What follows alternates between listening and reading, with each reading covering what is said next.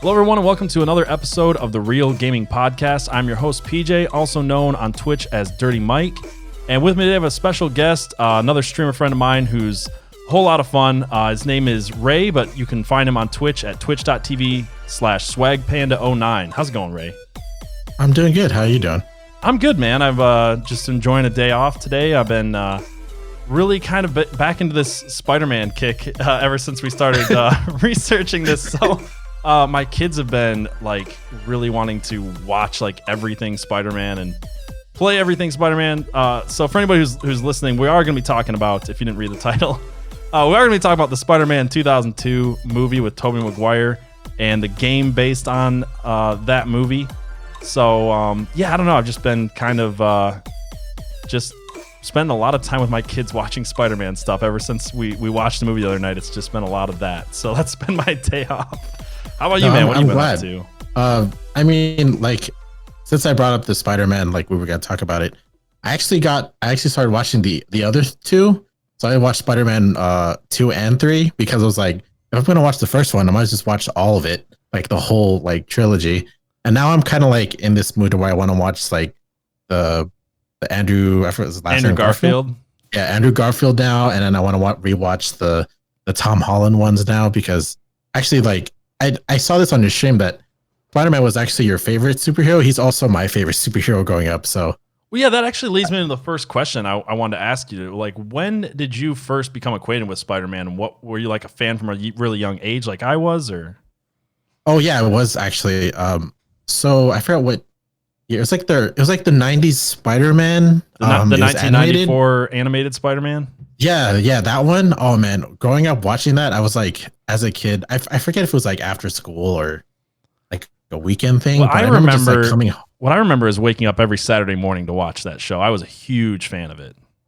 Yeah, I don't know. I'm pretty sure it was after school for me. I'm not sure, but yeah, like I would just watch it. Like everything was super cool about Spider-Man, like the way like they drawed out his character, and a lot of the arcs with like different like villains like Scorpion and Venom. Like I thought they were super cool growing up.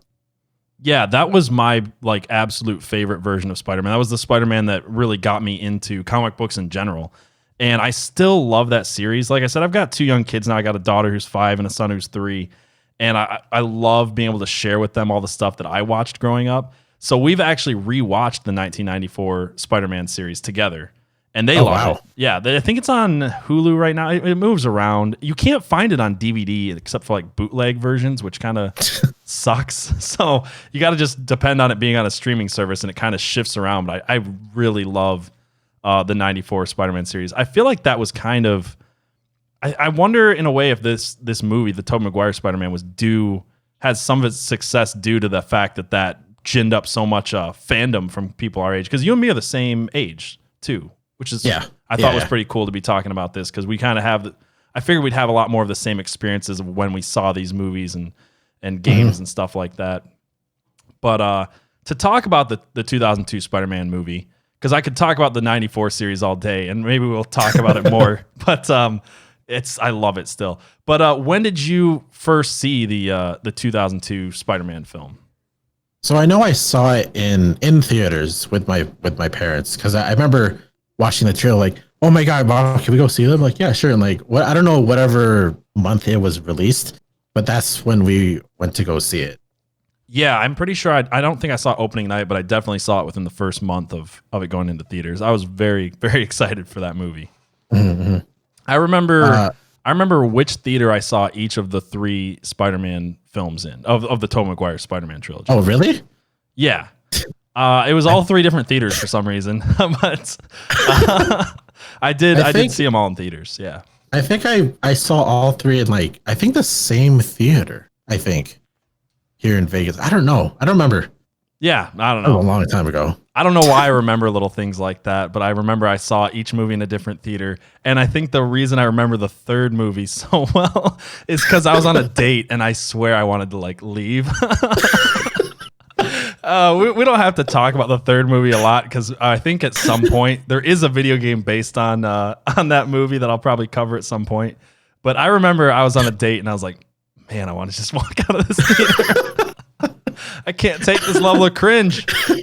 Did you feel like going back and watching this? Did you feel like there was a lot of cringe in the whole trilogy, starting with the first one? Or was it just all in the third one? Well, actually, like, because I haven't seen the first Spider-Man in so long until like we talked about it. Rewatching again, I'm just like, oh man, some of this is like super cheesy. Like the whole like interaction between like Peter and Mary Jane. I'm just like, oh, this is so awkward. I can't be watching this. It was so awkward. Like, we had this debate, and I asked this on my Discord server, who's their favorite Spider-Man. I've been talking to people because I've been streaming this game, the Spider-Man game that we're gonna be talking about in a minute, on my Twitch channel. So if anybody's listening, you want to see, kind of get a sneak peek of these episodes. I do try to stream every game that I'm gonna be talking about before we record the episode, and I was streaming this. It's at twitch.tv/dirtymike_TV. And I was streaming this, and I was asking people in Discord who their favorite Spider-Man is, and I got a lot of really passionate responses. The Discord server, most people say Tom Holland, and I'm actually in that camp. I think Tom Holland does a great job. He does. Almost nobody says Andrew Garfield, I noticed. I don't think he was bad. I don't know. And then there was people who were very passionately still in the Toby Maguire camp. He is their Spider-Man because he was their Spider-Man when he was a kid. And some people liked, one of the biggest things that people were saying is they loved the shy awkwardness that makes him feel like a teenager, even though he's like basically 30 years old when he's playing a high schooler, which is interesting. Did you know in that scene where in the beginning of the movie, they're at the museum or whatever it is, and they're looking at the spiders, and they got that teacher that just wants to whisper to him all the time. And he's just he's just like, you guys are interrupting my class. And he's like younger than like half of the high school students around him. Like the actor playing. I didn't know that. So weird.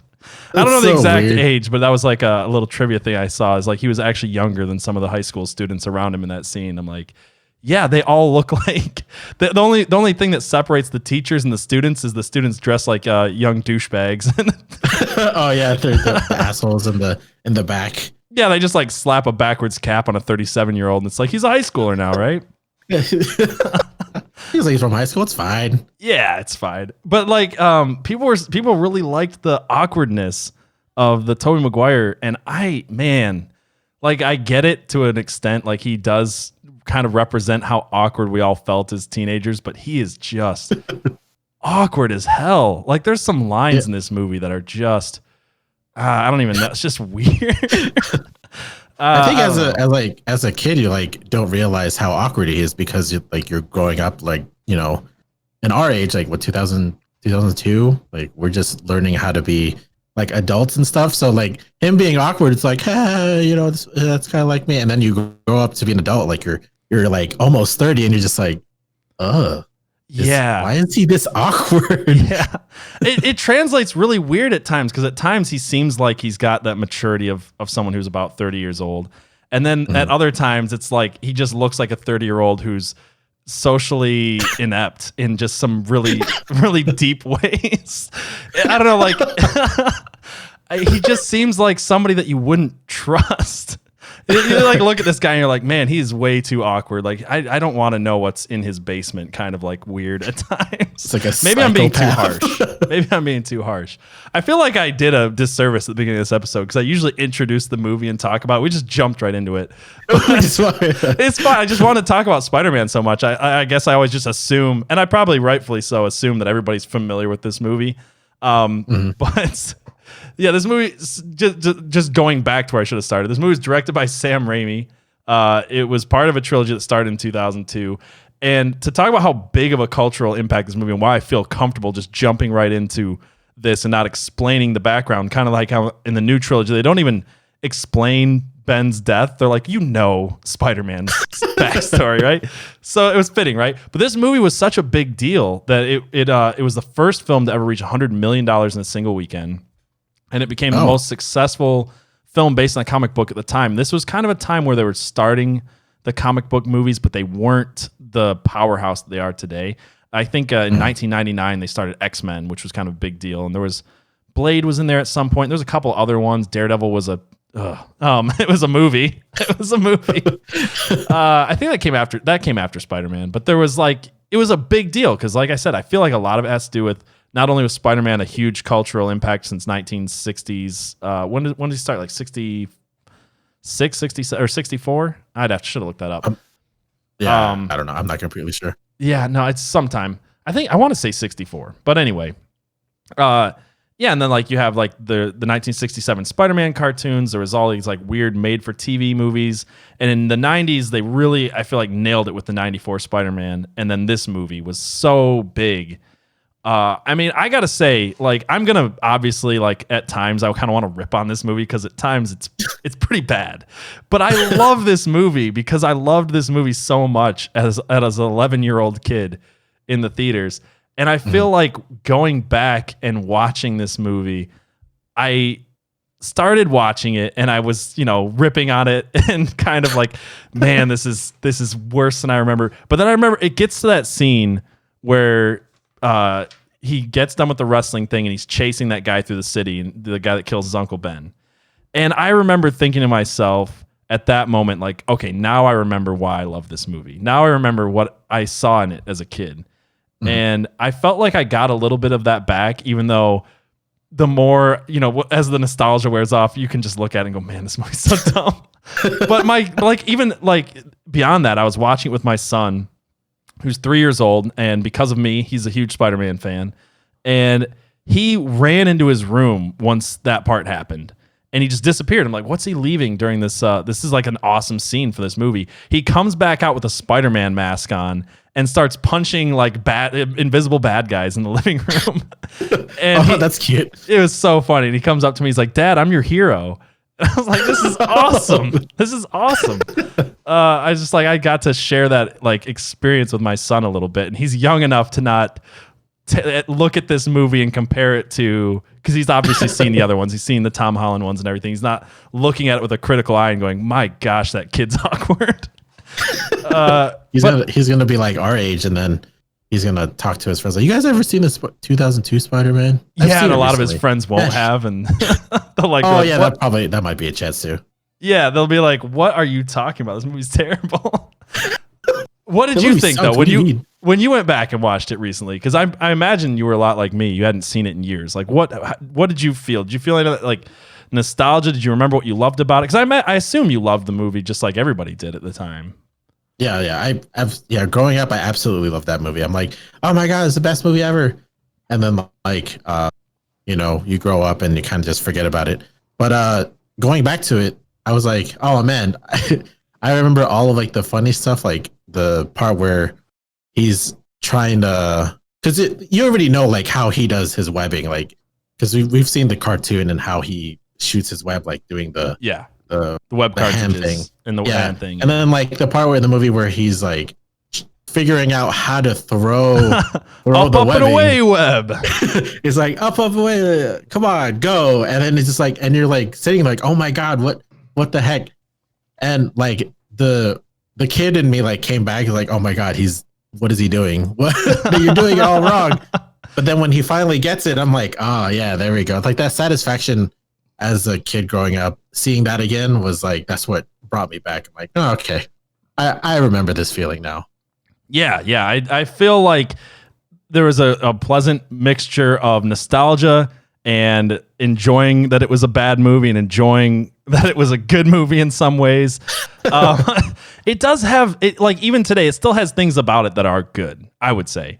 I remember even as a kid having problems with the casting because I was such a big fan of the Spider-Man show that when I saw they cast Kirsten Dunst, I don't know why that always bothered me. When I saw they cast Kirsten Dunst as Mary Jane, I was like, no, she's terrible. She's not going to make a good Mary Jane.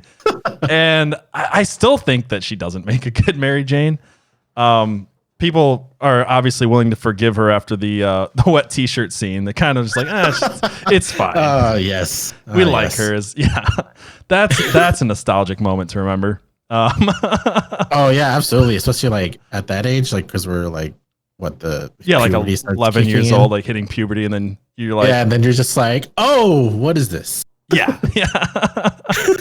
Every boy our age really loved Kirsten Dunst that year, despite, in my opinion, her not being a very good actress. But what did you think? What did you think of the? Oh, sorry, what were you gonna say? No. What were you gonna say? Sorry.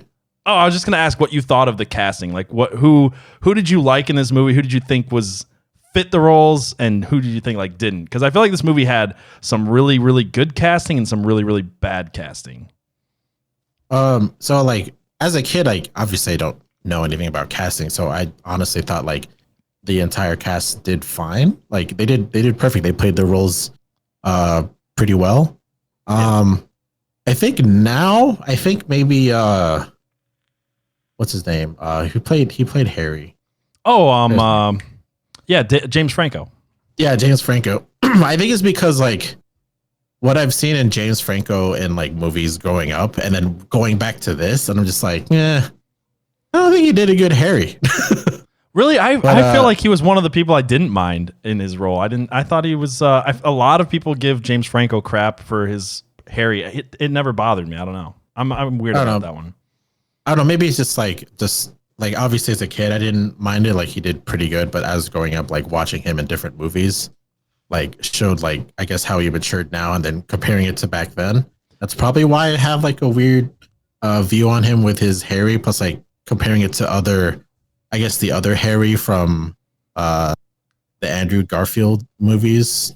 I thought that Harry was pretty good. I don't know. Maybe I don't know. Just I think the unpopular opinion. I don't know. No. I think the actor who played Harry, I can't think of his name right now.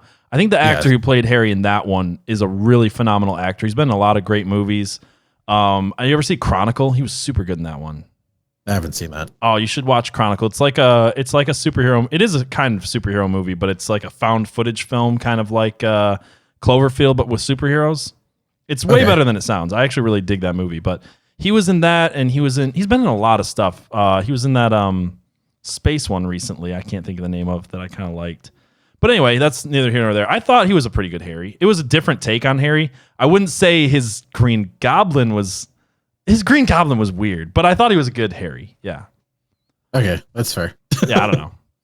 But I don't hate the Andrew Garfield films as much as everybody else, just to put that out there. I know a lot of people really hate them. I enjoyed them, but that's just me. I don't know what it is. I think it's because it's Spider-Man. I enjoyed it because I'm just a fan of Spider-Man. So when they made the Amazing Spider-Man series, I'm like, what? They didn't make more of these. These are great. Oh yeah, I was the same way. I was actually upset when they didn't when they canceled making the third one. I was like, are you kidding me? I loved it. Yeah, I know I was upset about that too. I wanted to see Paul Giamatti play Rhino, dude. That would have been awesome. Yeah. Oh yeah, that's right. That was their next villain that they were gonna do, and then they were putting together the whole Sinister Six, which to me was a huge deal. Like the Sinister Six was like everything as a kid. It was a huge plot of the '94 series. It's all of some of my favorite villains, Doc Ock and I think Vulture, and just a lot of good villains. I was really excited about that. Shocker's in there too. One of them. The Sinister Six changes their lineup, but I know that at times they've had like Shocker and I don't know. I'm blanking, but lots of good villains. I don't know. I was pretty excited about that. I wanted to see Mysterio. I gotta say, Mysterio's my personal favorite Spider-Man villain.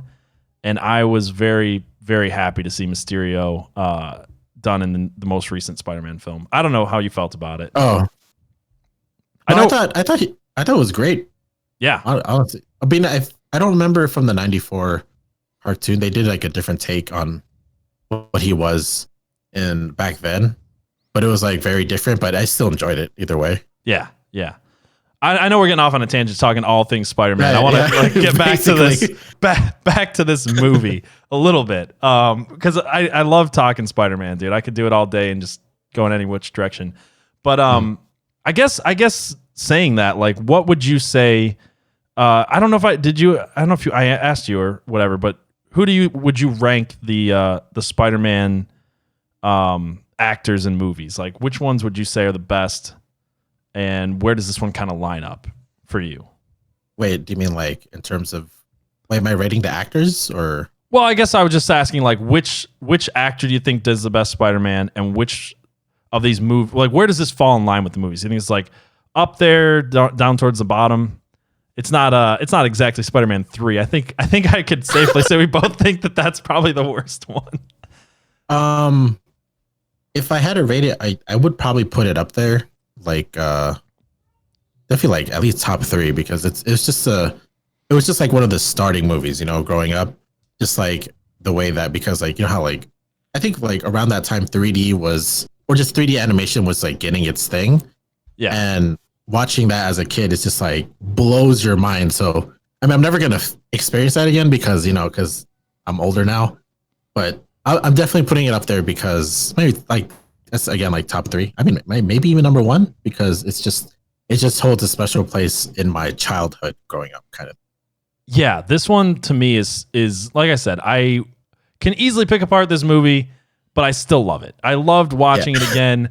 I watched it with my kids, and then I had to go to work directly afterwards, and they were like so excited to see it, which made me happy that they watched the second one that night. And I haven't watched the second or third one recently. I'll probably end up doing them on the podcast at some point. Because apparently the second movie is the one that everybody remembers as the best movie. And according to some of these lists, and we'll talk about the game in a little bit, the second game on a lot of these lists gets kind of top spot too. So I'm kind of interested to see if that second one holds up as far as the movie and the game both being like so highly praised. Because I remember loving this movie, but I remember seeing the second one and being like, wow, this is like a really worthy sequel. I loved the second movie. I loved Doc Ock's character as villain. But anyway, to talk about this movie a little bit more, we were talking about casting. I would say for me, I kind of liked Toby Maguire at the time. I mean, he was so awkward, but I feel like I always liked him more as Peter Parker than as Spider-Man. Like I never felt like he got that like jokey quip kind of thing. I always felt like he was a lot more of this like sad, tragic character. He always seems so sad and awkward. He always seems sad. It's like you're Spider-Man, dude. Like be excited. But he's so sad all the time. I don't know. I liked him. I will say this: like, I never really liked Mary Jane Mary Jane. Kirsten Dunst as Mary Jane. I never did. I still don't. I loved Willem Dafoe's Green Goblin. I think Willem Dafoe is such a phenomenal actor. And going back and rewatching these, like people make fun of the kind of over the top psycho that he plays, but I think it's great. I mean, Sam Raimi was not afraid to be. Like this was a time where the comic book movies were like allowed to be more comic book and allowed to be more silly and not as like. Whereas today they're always trying to make it more feel like it fits into our world and fits into our universe and is more realistic, and they really shoot for that. And I appreciate that because it really kind of it immerses you in the movies more. But this was a time where they were like okay with being really kind of goofy, and Sam Raimi was totally cool with that. And the over the top Willem Dafoe was great. I still love watching Willem Dafoe play Green Goblin. Oh yeah, absolutely. Like the over, like you said, the over the top. It was perfect. Like just the way he plays his like dual personality. Like he does that so well in the movie. Like for sure. He's just like, what? It was you, and then he's like, he turns his voice like that deep, like not deep, but whatever that. Like maniacal goblin-y voice. Yeah, and it's just like, wow, he does such a good job. And I'm like, as a kid, it's just like it like gives you like nightmares at night. I didn't have nightmares, but I can imagine. Oh, I could imagine people did. He was terrifying as Green Goblin. The only thing that made him less terrifying, and I always feel like this, is the yellow eye shaders that keep moving away from his face. Like, why do they always open up? I never got that. It's like they're like sunglasses. You don't have to take them off all the time. I don't know. That was weird to me. But yeah, no, I thought he was great. J. Jonah Jameson. I mean, talking about being a fan of the '94 Spider-Man. Why can't I think of his name right now? I'm blanking on it. But the guy who plays J. Jonah Jameson, I'm gonna look this up. J.K. Simmons. Yes, J.K. Simmons. J.K. Simmons. He is the 1994 J. Jonah Jameson that I remember. Oh yeah, he absolutely. Just is that character. He plays the part so well. Oh man. Wait, doesn't he play it again in The Amazing Spider-Man? He comes back. Someone else. He comes back at the end of what's the newest movie called? Far From Home. I'm sorry if I spoiled that for anybody who hasn't seen it, but he does reprise his role as J. Jonah Jameson. That's right. You're right. Oh my god. I was so stoked when I saw that part. I was when I saw the part, like, oh my god, they got him. Yes. See, but that's what shows how like huge of a cultural impact this movie had is you still want to see some of these characters. Like J.K. Simmons was so good that they're like, we literally can't cast anybody else to do this. It's just going to suck. Like, we're just going to ignore the fact that he's in a different licensed version of this movie. It's like, that's who he is. He stretches across the different movie universes. He is J. Jonah Jameson. Man. I loved it. I don't know. Yeah, the way he just like his, I guess, asshole attitude or whatever, it was just really good. It was just watching that movie and then watching his scenes are just like, you don't like hate him, but you just like you. Was it love to hate him or something? I guess you can say it. He's like a lovable asshole, I guess is the best way to put it. Like, I just want to see him insult people. He's like the Simon Cowell of the newspaper industry. I just want to watch this guy insult people and run off funny quip one-liners. He has all of the comedy that Spider-Man should have had. That's how I feel, and more. That's true. Like, he's just so funny. He was probably the best cast part of the whole movie. I mean, him and Willem Dafoe. I think they really stand out. Like, everybody else, I thought James Franco did all right. I don't like Aunt May at all for some reason. Rewatching these, I'm like, man, really? I don't know why I don't though. I can't. Like, I feel like I'm picking on an old lady, but I just don't like her playing Aunt May. I just don't. I don't know, man. I liked Uncle Ben. I thought the guy who played him did really good, but for some reason, Aunt May just seems so disingenuous. She seems, I don't know. She doesn't seem believable in any way. Yeah, I find it funny that you don't like the Aunt May actress. Dude, I know. I feel like a dick saying it, but it's just how I feel. She cried for Uncle Ben. Yeah, barely. She's just kind of moved on so quick, man. That is true. I mean, there was a point where when Peter graduated. Well, I guess that's true, actually. He was the one who was crying in his room, and then she just sat there like, it's okay. He loved you, Peter. She's like, she's not even listening to him. Like, she just seems so bored by being there. I don't know. Like, it's weird to me too. Like how I know some people have like parents who are like way older than them, but it's so weird that they're like 70 years old and he's 18. I'm like, and they're not great aunts and uncles. They're just his aunt and uncle. I always thought that was a little weird. I don't know. I feel like it's much more believable seeing Marissa Tomei be Peter Parker's aunt than a lady who looks like 107 or acts like she's 107. I don't know. That his aunt is not supposed to be that old. Yeah, I don't know. It's weird. I don't know why that's always weird to me. I thought it made more sense when they were more age appropriate, but I don't know. I guess they did make Aunt May look pretty old in a lot of the comics and cartoons as well. So yeah, so that makes sense. His parents might have just had like really older siblings or whatever, or his dad. I guess Ben would be his dad's brother. He must have had like a much older brother.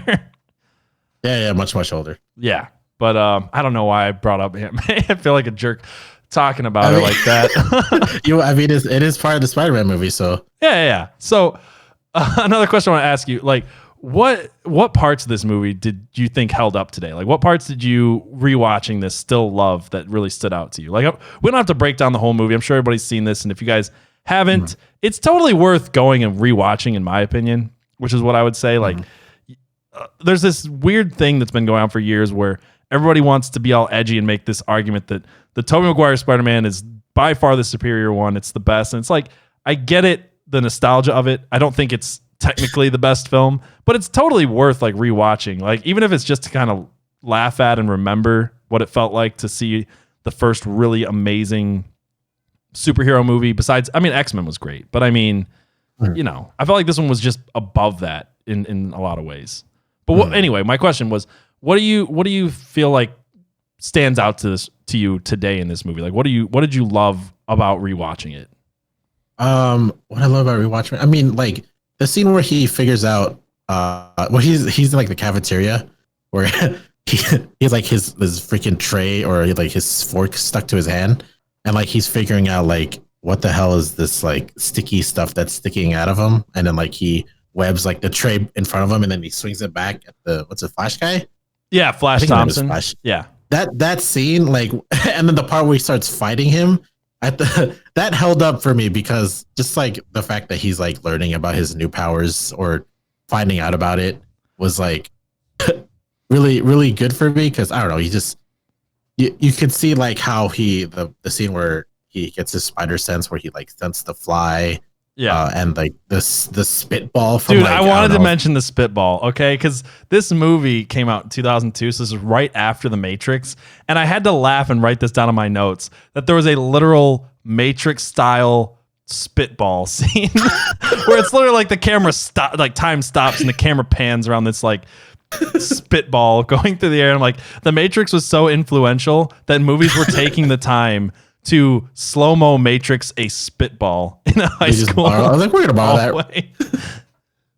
Oh god, I didn't realize until you mentioned it. They did Matrix spitball that. Yeah. I was like, that is maybe the most excessive, odd use of the Matrix technique for like a slow-mo spitball. Like I half expected him to like, full on Neo, like lean back and like dodge spitballs that are like going over his chest. Like, I don't know. Oh god. But yeah, that's that scene really holds up for me. What else holds up? Honestly, the wrestling match with freaking Randy Savage, Bonesaw. I think his name is Bonesaw or whatever. Like I forgot he was in that movie, and then I saw, I was like, oh my god, that is Randy Savage. I'm like, oh my god, I forgot they casted him, and then it's like, I got you for 3 minutes. Got you for like, 3 minutes. 3 minutes of play time. Yeah, I love that part. My other favorite part of that scene is Bruce Campbell is in it. And Bruce Campbell is, I don't know if you're a fan of Bruce Campbell at all. He was, Sam Raimi got his fame kind of from starting this movie called The Evil Dead. And it became a trilogy. And I love the Evil Dead movies. Bruce Campbell is the star of The Evil Dead. And he's known as the biggest B-list actor. Like, a lot of people really know this guy, but he's almost always in like really cheesy B horror films. He's so great in these films, and he's in all 3 of these Sam Raimi Spider-Man movies because they're like best friends. And the fact that he's the announcer at that, I was like, oh my gosh, I remember it's Bruce Campbell. I was really excited about that. And we'll get into the game in a minute too, but did you notice that he does the voiceover for the game as well? Oh yeah, I do actually. Yeah, like I remember listening. I'm like, isn't that the guy from the Ring announcer dude? Like, yep. Okay. Yeah, because in the second movie he plays the dude who's not letting him into the theater. He's like, yeah, that's right. Yeah. And then in the third movie he plays the maitre d' when he tries to propose.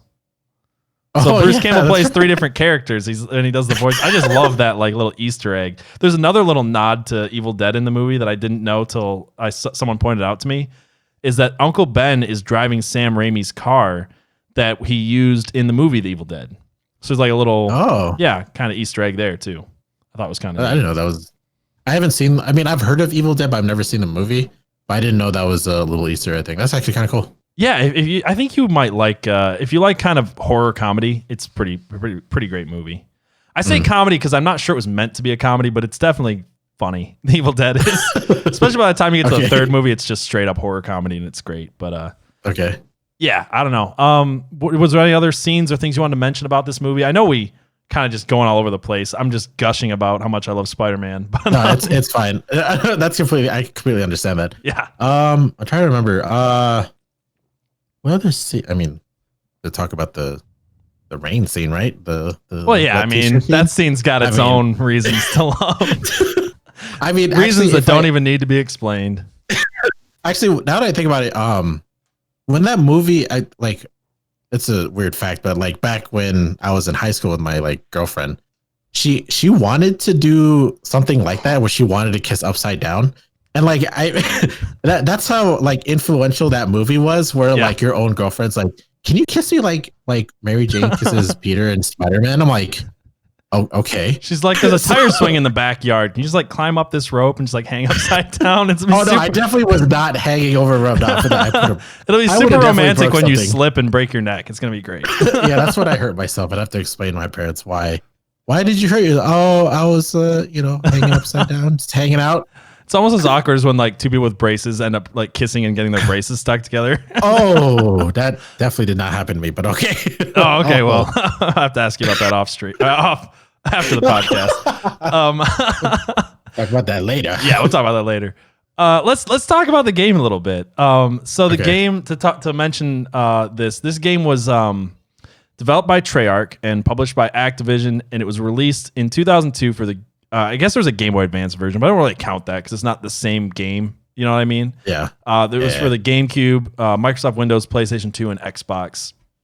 And the game itself got pretty positive reviews. A lot of people criticize it for its length. I guess some people said you could beat it really quickly, which was not my experience. Absolutely not. The voice acting and the camera control. But still, this game did good. By 2006, the PlayStation 2 version of Spider-Man had sold 2.1 million copies and earned $74 million in the United States. And there's combined sales of this game by over 6 million units by July of 2006. So it was, it sold good. I've seen some people rate it as the best Spider-Man game, which I highly disagree with, and we will talk about that. Yeah, I highly disagree okay. with that. Games Radar ranked it as the 21st best Spider-Man game, which just gives you an idea of how many Spider-Man games there are. That this one makes it into the top 25, not because there's only 25, but there's so many Spider-Man games. But I guess I want to talk about this game a little bit because with so many good Spider-Man games out there and so many Spider-Man movies now, like, is this game really, does it hold up to the movie is always the kind of the question that we're asking. Like, if you enjoy the movie, you're going to enjoy the game. Is it true to the movie? Like, things like that. But like, I find that hard to even ask that question about this game because I feel like in some way it doesn't matter because it's not like the only way that you can play Spider-Man. Like, say, if you like a movie like we talked about Constantine before, there's only one Constantine game and it's based off the movie. It's still a comic book character, but like that's more important of a question. Whereas this, it's like you might find another Spider-Man game that's not based on this movie that's way more enjoyable. But we'll still ask those questions. So anyway, what did you think of this game overall? Let's just start there. Let's just start from the top. What did you? Okay, we'll start. Well, actually, no. Let me ask you first. Did you play this game when it first came out? Yes, I did. I did play as a kid. Did you remember liking it as a kid? So growing up, yeah, obviously, like you don't know any better, and like it's like I love it. You don't know better. You're just a child. You don't know better, and it's like one of the first of its kind games that you play. And like as a kid, I wouldn't say religiously play it, but like I found myself going back and just playing it over and over again because like as a kid, like, I had nothing better to do, so I'm like, I'm just play Spider-Man again.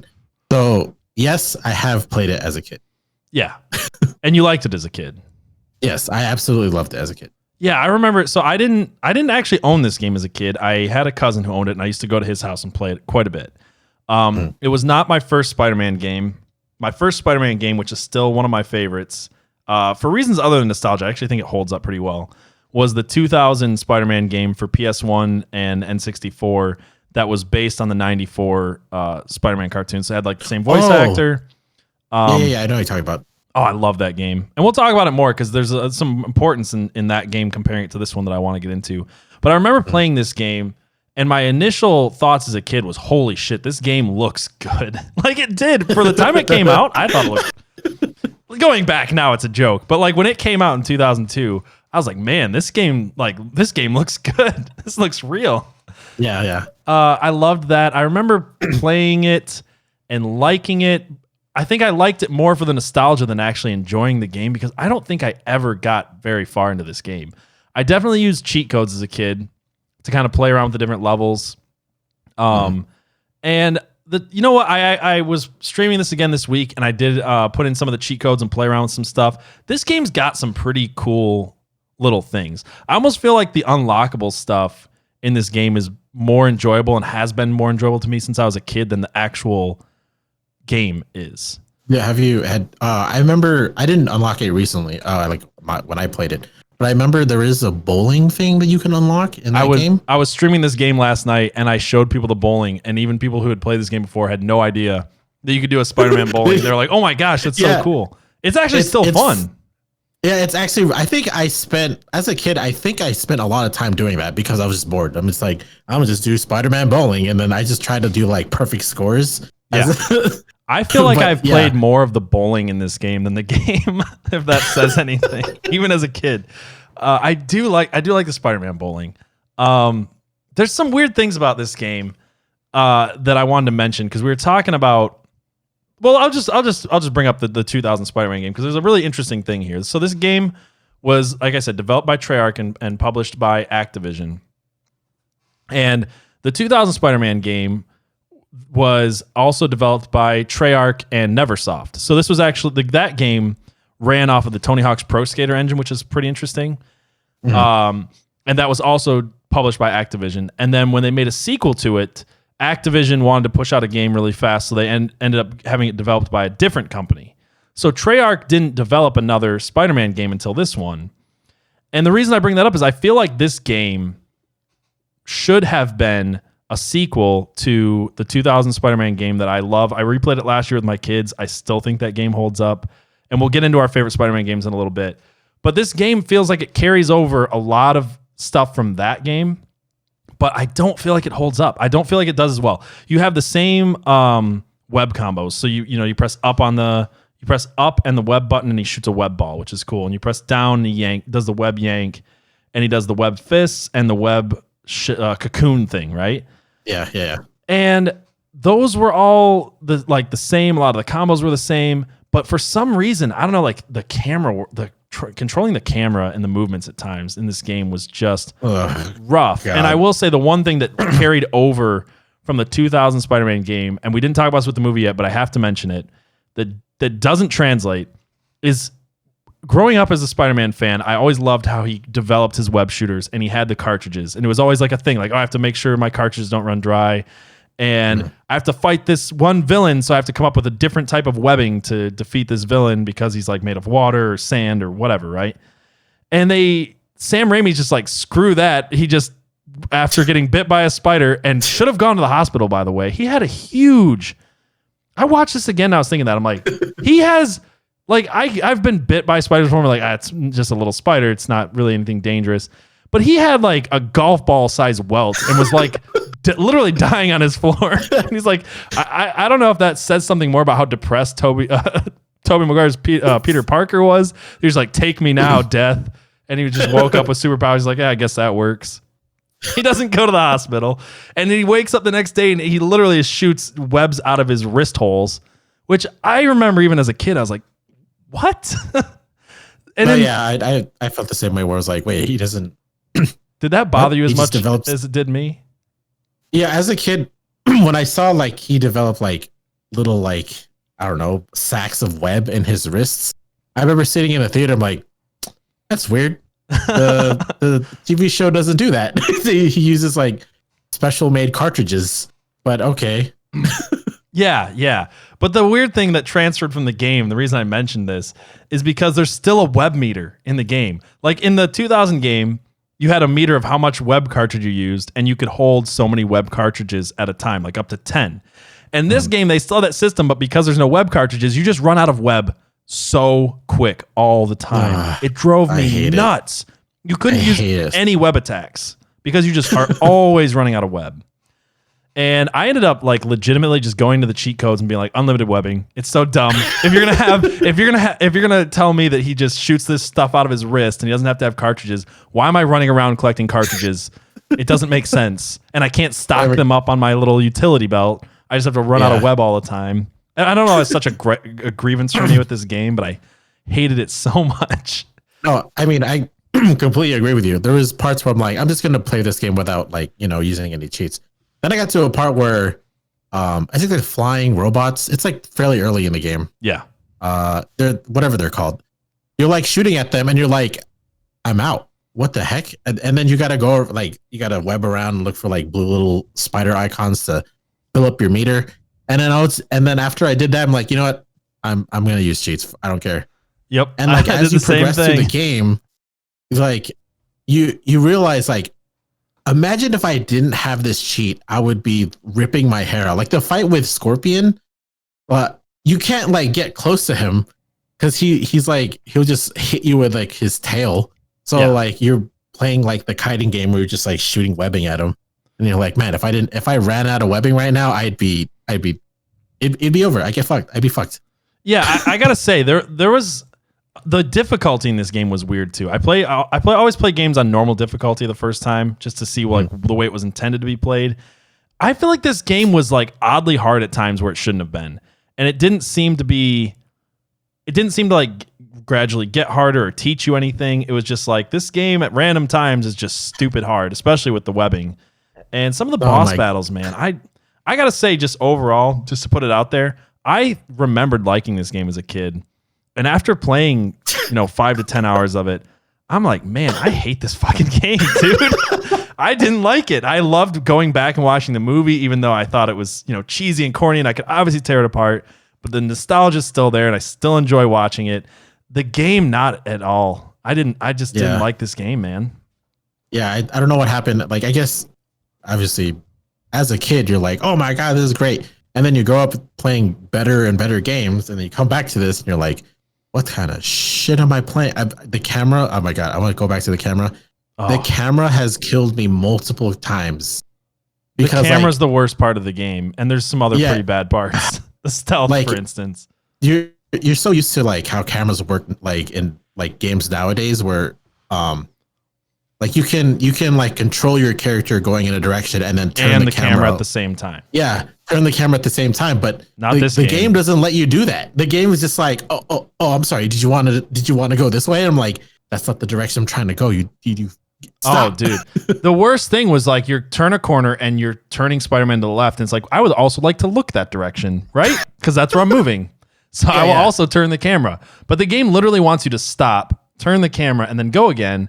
Because anytime you don't do that, it like really fucks with this game, and he starts running in weird directions, and he won't stop running in those directions. And I couldn't. It was so frustrating. It was just beyond frustrating. And like I don't know, there's parts of this game where I was really having fun, mostly with the web bowling. But like man, that was rough, dude. Just trying to control the camera. I feel like at times the best parts of this game are really when you're not in the buildings. That's what a lot of the reviews say. Like the swing around the city is the best part of the game, even though you still have some of the camera issues, and there's definitely real hard difficulty trying to actually get them to swing where you want them to grab like the webs and health that are hanging in the air. At least I had that difficulty because no, I had that problem too. Like I don't know if you got to the you got to the bomb part, right? Where you had to disarm I the pretty bombs. much beat the game, but I'm not gonna lie. There was parts of the game that I failed so many times I just skipped them. Because I was reviewing it. I wasn't really. I'm not too proud to say that I was not so in love with this game that I wanted to pat myself on the back and say I'm good enough to beat this game. If the game's like that and I suck, I don't care. I just didn't like it that much. I have like myself pride of like playing this game. I'm like, I beat this game before. Why can't I do it? So like the bomb part, just why they just turn up the difficulty for no reason. I feel like this game is meant to be played on easy the first time through. Probably, more than normal. I don't know, but just like that part specifically. I mean, there's other parts too that I can like complain about, but just that part specifically, I literally like failed so many times that I turned it off, and I'm like, I'm walking away for a little bit. Oh yeah.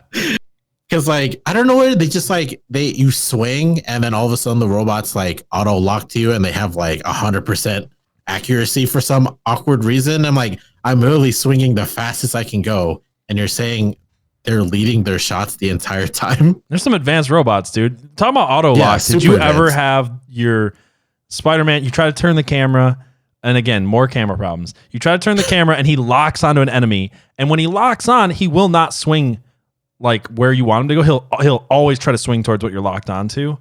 Oh yeah, that killed me so many times. That was so frustrating. And there's no like unlock on. Like once you lock onto an enemy, the only thing you can do is lock onto a different enemy. And eventually, you can unlock it. You can, but it doesn't work all the time. Like, you know what I mean? It should work, but it doesn't. Like, at least it didn't for me. I kept being like, okay, stop being locked onto this guy. And it's like, nope. Oh man. I don't know. That part killed me. I don't know. I was able to unlock to people because I would lock to someone. Okay, I'm not looking at you. I need to go somewhere else. Go away. Yeah, immediate unlock. There's a lot of that. I want to talk about some of the good parts of this game, but I feel like a lot of it's just gonna have to. It's just me not liking this game. But I feel like I rip this game apart in a lot of different ways. There's a few things I do want to get to talk about this game. But one of the questions that I wanted to ask, because obviously this game is going to be compared to the Spider-Man for PS4. That game is the pinnacle of Spider-Man games. I don't care what you say. It's such a good game. It's so good. But I don't feel like the reason I don't like this game is because I'm comparing it to that. Because I literally went and recently replayed other Spider-Man games. I recently replayed its predecessor, the Spider-Man for 2000, that I highly recommend. I think it's a great game.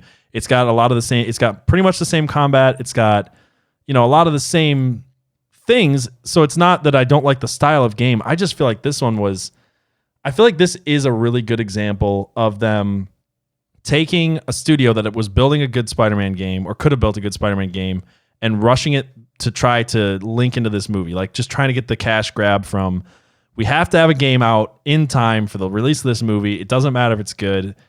We just have to have it, and it's going to sell well, and it did sell well. But yeah, I feel like this game, if it hadn't been based on a movie and they would have had the time to develop it and do what they wanted with it, it maybe could have been a better game. But I don't know. I don't know where I was going with that. But what do you think as far as this comparing to other Spider-Man games? Do you have like other favorite Spider-Man games out there? Do you think this one holds up to any of them, or is this like pretty low on your list? So it's kind of like down there. Like for the longest time, Spider-Man 2 was like the top game for a while. Yeah. Growing up, like I love the swing mechanics of that game. I think I like 100% of that game because I love this so much. That one's a lot more open world too. Yeah, that's very, very open world. Like you can actually be on the ground. Like, you're not stuck being on top of the buildings of New York for the longest time. But in comparison to like the other games I played, it's pretty down there. I mean, like you said, the latest Marvel Spider-Man. 2 was, again, Spider-Man 2 was my favorite, and then this one came out, and that one literally, Spider-Man 2 is my second, but this one is now number 1 because they did the swinging mechanics so well, and like the whole open world thing. Oh, it's so great. It's amazing. I platinumed it. Yeah, and I'd be excited to go back to that one. I was reading some lists that put that one at the top. I would say, for me, I kind of agree with some of these lists. Like, for instance, Games Radar ranks, I already said, it ranks this one the 21st best, which I pretty much agree with. I haven't played the games that were rated lower than it, so... But Game Ran actually, I think, got it perfectly right as far as the best Spider-Man games. Because for me, my top 3 are in the exact same order that they have them. Number 3... I thought Shattered Dimensions was a fantastic game. I don't know if you ever played that one. I loved it. Number 2 was the 2000 Spider-Man, and then number 2, and then number 1, the best Spider-Man game is obviously the PS4. That's kind of how I would rank them. I think those were all really good. Did you ever play Shattered Dimensions at all? Did you like that one? I don't know if I've ever played that one. I don't think I have. It's good, and it leads me to another question about Spider-Man games and kind of like superhero games in general. So ever since Batman Arkham Asylum, they've kind of had this system that's become a lot more popular as far as fighting goes, where instead of, like in this game, you've got combos, you unlock more combos like kick, punch, jump, kick, punch, and it does a bunch of different stuff, right? You can like string together combos. I wouldn't say this game does it super well. It's actually kind of rudimentary in this game, and it doesn't always work really well.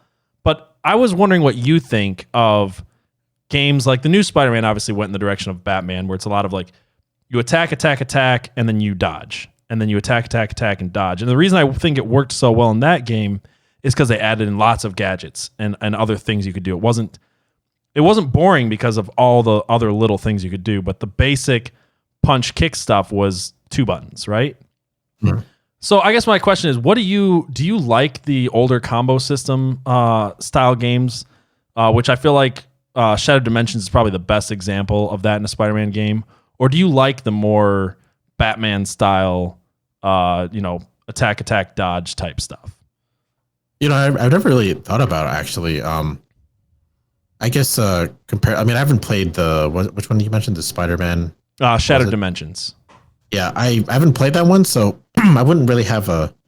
Well, I mean, it's more like all the other ones before it, where there's like a kick and a punch button and a web button, and you kind of string combos together. So it's kind of like most of the Spider-Man games prior to the new one.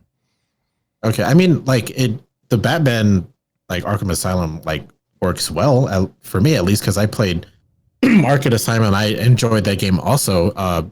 Since they added to this one, I wouldn't mind seeing it more and more. It's just I guess the way they do things, like it's the Batman combo system, but with like added flavor. Like you said, the gadgets make it more more fun. Like you don't have to just keep punch dodge. You could just like punch jump. That's why I feel like Spider-Man for PS4 worked so well, because I've seen a lot of other games go that direction where they kind of take the Batman model of just punch until you see that someone's about to punch you and then you dodge it, and that's all there is. And I've seen games do that, and I feel like with the Spider-Man PS4 it was a really good blend of that with other stuff, and that's why I feel like the combat in that game was so fluid and worked so well. I was just curious because I kind of was curious about that question, because I also enjoy some of the older style, stringing together combinations. I don't know. I think it's fun, but I was just curious what you thought about that.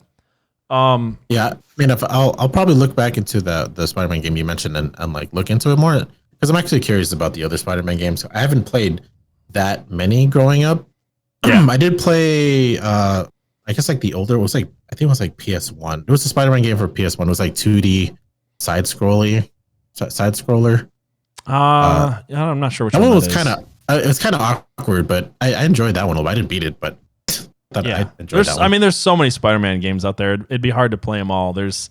I don't know how many, but there's got to be like between 30 and 50 Spider-Man games. Oh yeah, there has to be a ton. There's so many. And when I was streaming last night, I was talking to people, and they all had different favorite Spider-Man games, and there are a lot of really good ones. And that's why with this one, I feel like my overall opinion on this is I enjoyed going back and watching the movie, but I don't feel like this game for me is even really worth revisiting unless there's little things. I want to get into some of the other parts of this game that are interesting or maybe worth revisiting, and then ask you your opinion. But that's kind of how I feel. Like, for instance, I didn't think there was like no really good unlockable costumes in this game, which sounds dumb, but in a Spider-Man game, that's kind of a big deal. Like, it's been the big deal for Spider-Man games since before this, to have like really cool unlockable costumes. And this, I think there's like one other Spider-Man costume, and then you can dress up as Green Goblin, you can dress up as like a thug and stuff, but like not actually having those.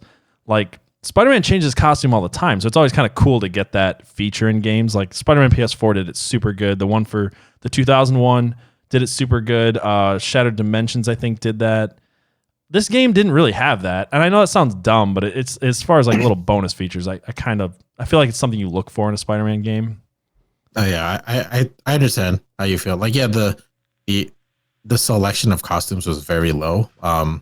Yeah, you could be like a thug or you could be a scientist or something. Like, I guess. Yeah, it's like that's not really that appealing to me to play as a scientist. I think for the Green Goblin costume, you're not Spider-Man anymore. You actually use the glider.